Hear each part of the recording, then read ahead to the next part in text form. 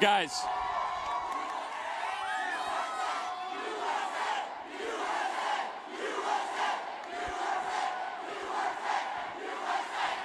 Thank you. Thank you, everybody.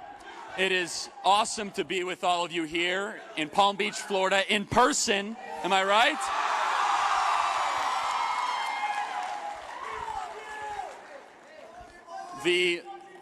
This event here is truly special. And we've had people come from all across the country, truly. I think we have all 50 states represented here. And look, this year has been one unlike any other. And when we were planning back in August and September, we asked ourselves, should we host the Student Action Summit in Palm Beach? 2020 is the year where everything got canceled. And by not forcing anyone to attend, when everyone here knows exactly what's going on in our country, but believing in liberty and responsibility, we've had the most unbelievable, overwhelming response, thousands and thousands and thousands of students across the country. So you know what this event represents? This event represents freedom, that you can't shut down the country anymore. This event represents that you're not going to lock us down and shut us up any longer.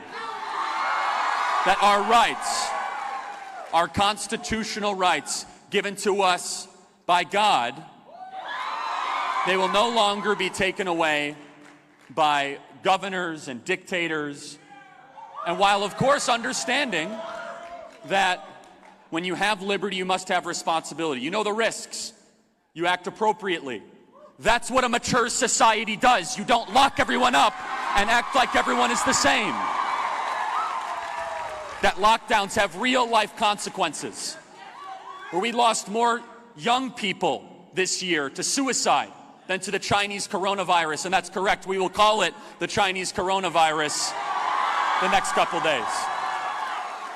That our generation this year has been told to sit at home and quarantine. And while we were still trying to figure out exactly what we were dealing with, we understood. But when we realized that these lockdowns were increasingly one size fits all, they shut down our schools, they canceled prom, graduation, summer and spring sports, some of you fall sports, some of you are still shut down. And these are opportunities, these are experiences and memories you will never get back. And while we understand that there is responsibility for all of us here to make sure that we know what we're dealing with, it is not moral in the least sense at all to use the threat and the power of government to ruin an entire generation.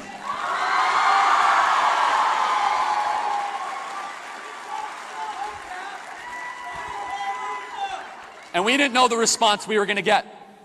We said, we're not sure how many people are going to want to show up. But what we found, as you can see by the overwhelming amount of enthusiasm in this room, I have to say, it's pretty incredible, is that people are ready to take their country back. Is that people are ready to tell Cuomo and Newsom and J.B. Pritzker that we are not going to be locked down any longer. Liberty is hard. There's a reason why our country is different. We need to talk about this more. We need to talk about what that flag represents versus any European country you can pick, the French flag. And it's not anti-France or anti-Italy, but I would expect them to shut down and lock down. Because in their core ideas, it's not liberty. It's not freedom. Liberty's hard. Liberty has costs. Liberty means that if you make a dumb decision, you got to take responsibility for that decision.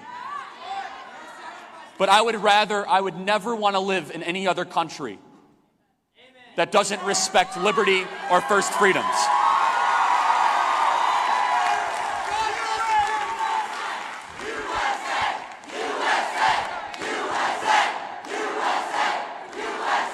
And it would be one thing if they were consistent.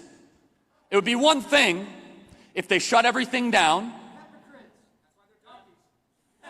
And when BLM Incorporated came on the scene, they said, stop rioting, which would have been nice. But instead they said, the mass gathering is perfectly okay.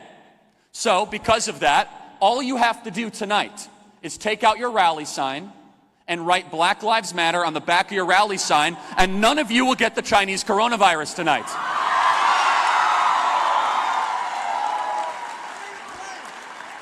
And this is how they treated us for the last 9 months.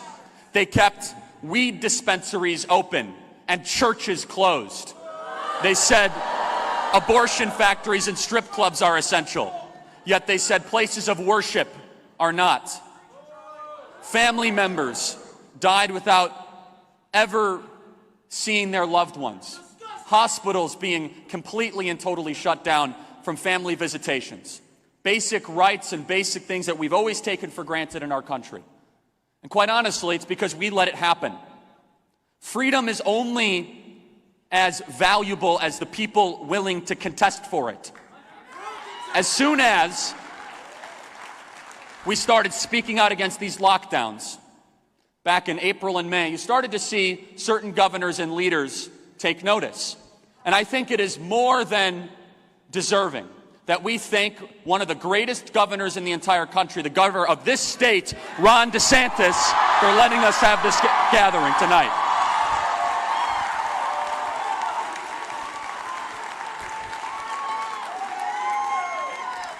Because Ron DeSantis very well could have been like other governors. Now, mind you, Ron DeSantis, we can learn a lot from Ron DeSantis. Amazingly, the third most populous state in the country had all of their election results in by 9:30, no allegations of voter fraud, and Donald Trump won by 4 points. It's pretty amazing how that works. You contrast that with a certain governor to a neighboring state to the north, and that's all I have to say about that. Ron DeSantis is a leader. You know why? And this is a great lesson for all of you on campus. He's not afraid of the names that they call him. He doesn't care about all the nasty insults from the activist media. He delivers results for his citizens. He trusts you to make good decisions. He's not going to oversee a complete and total erosion of small businesses, family-owned businesses. He's not going to let that happen. And it is fitting we're here in Florida, because this is a state that's getting things right. It's a state with good leaders, great leadership. You contrast that with California, New York, or Illinois. Instead of being brave or being wise, these states are resorting to a form of safetyism. This false promise that government can always keep you safe at all times. And until we, the people, which is the sovereign in this country, tell our leaders, we're not going to tolerate strip clubs being called essential and churches not. It's not going to happen anymore. We are not going to tolerate all of a sudden they're out in the streets celebrating the Los Angeles Lakers winning the NBA Finals, tens of thousands of people. But you're not even allowed to have 6 people go to a restaurant. Explain this to me. How many of you flew here to the Student Action Summit? Welcome, by the way. Who here traveled the longest distance? Do we have any Alaska activists? Alaska? You're from... I don't think Arizona's the furthest. I'm hearing a lot of different states. Let's just say a lot of distance. So could someone explain this to me? Why is it that you're able to travel 4 hours in an airplane, sitting right next to each other, breathing all over each other? You're allowed to eat on that airplane, but then from the place that you go from and the place you go to while you eat, the restaurants are closed for indoor dining. Makes no sense. The reason, more than anything else, is that the airlines are a very, very powerful lobby. The airlines have a lot of political clout. The airlines have nicely selected political contributions and donors that give them the opportunity to have those carve-outs. Meanwhile, we've lost 100,000 small businesses. We've lost countless lives. And that kind of ties back to why we're here right now. The next couple of days, you're going to hear from, I believe, the best roster of speakers in the history of the conservative movement. I really believe that. Tonight alone, By the way, if we just ended the conference tonight, it'd be pretty impressive. We got Dr. Sebastian Gorka, we got Dennis Prager, we got Donald Trump Jr., Kimberly Guilfoyle, Tucker Carlson.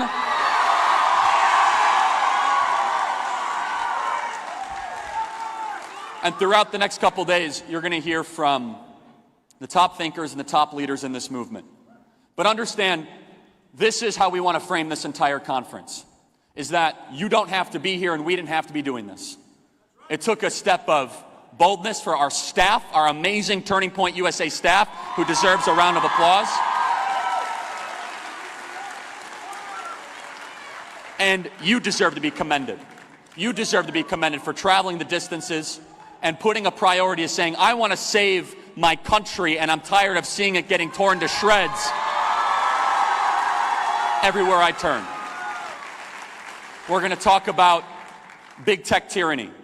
We're going to talk about the Great Reset. We're going to talk about voter fraud. We're going to talk about everything you're not supposed to be talking about. We're going to talk about how you can fight back on campus and win on campus. I want to leave you with this, which is there are thousands and thousands of people, because of the incredible interest and the growth we've had at Turning Point USA, that wish they could be where you are right now. There are people that couldn't make the trip because they were worried about mandatory quarantine orders in the state. Some of you probably are going to have to figure out some way to figure that one out. Understand that you being here is a blessing and a gift, that you're very lucky to be here, to hear from this roster and from these people. And use this as an opportunity to learn and then to plan, because we got a country to save. No matter what ends up happening, I can tell you this, that our generation needs dramatic and bold action. And you see exactly what I'm talking about. How many young people are misinformed, uninformed, and motivated towards malevolent political interests. This is the greatest country ever. Our parents and grandparents sacrificed so much so that we can have our freedoms. And this year, more than any other year in American history, our freedoms started to disappear. Tonight, we take them back. God bless you guys. Thank you.